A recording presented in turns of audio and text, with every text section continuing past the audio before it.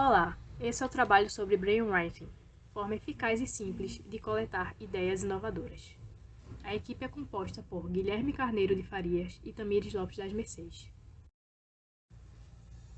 Antes de falarmos sobre brainwriting, precisamos entender alguns outros conceitos.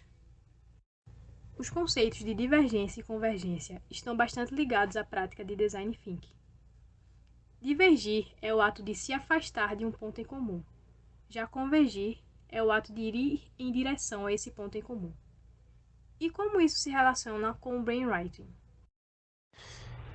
É muito comum a gente ver esse conceito de divergir e convergir no design thinking, de modo geral, e se nós pararmos para pensar no próprio brainstorm mesmo, ele mesmo se perde bastante nesse contexto. Hoje em dia, qualquer reuniãozinha é muito considerada brainstorm, né? Mas uma coisa que é bastante comum nos brainstorms é você dar uma ideia e logo após você dar a ideia, você já é julgado, já é cortado, já é convergido, já fecham a sua visão. E na verdade a ideia do brainstorm era ter um momento de divergência e depois de convergência. Mas não é muito isso que acontece, né? Aqui a gente tem uma tirinha, né, para fazer um exemplo, que é esse seguinte. A gente precisa diminuir o tempo das pessoas dentro do elevador.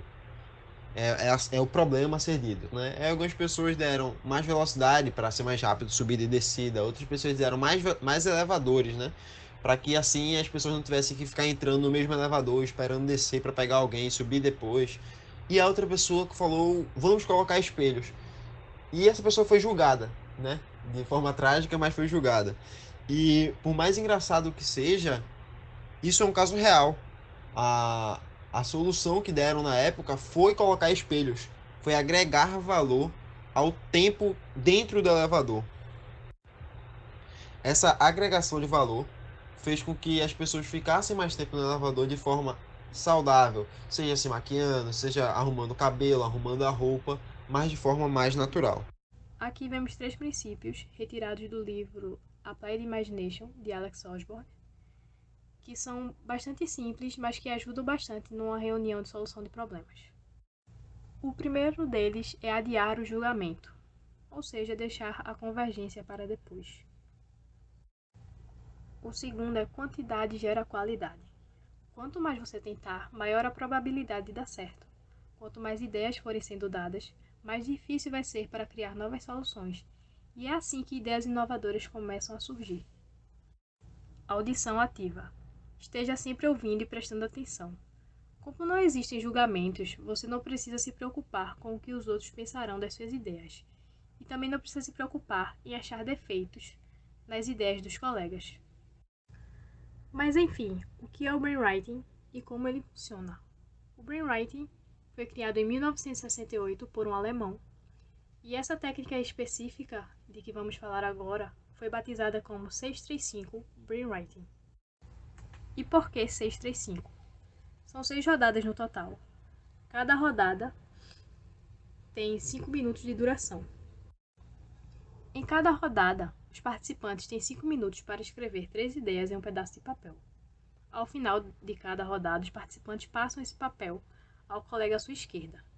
Dito isso, eles também recebem um papel a cada rodada. Na rodada seguinte, eles precisam escrever mais 3 ideias baseadas no papel recebido ao final da rodada anterior.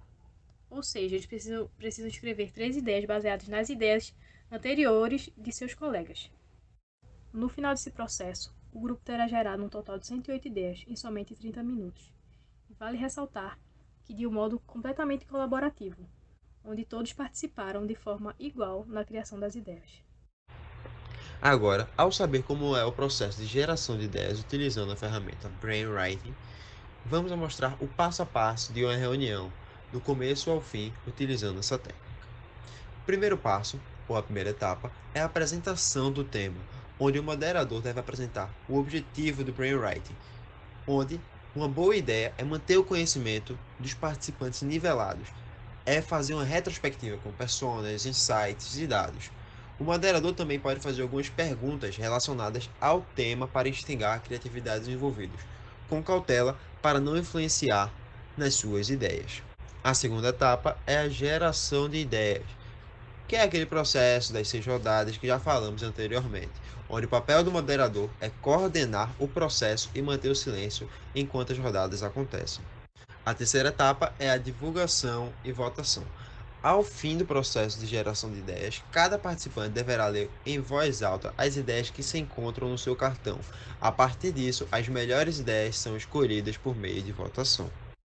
A quarta etapa é aproveitar as suas ideias e, a partir daí, colocar em prática.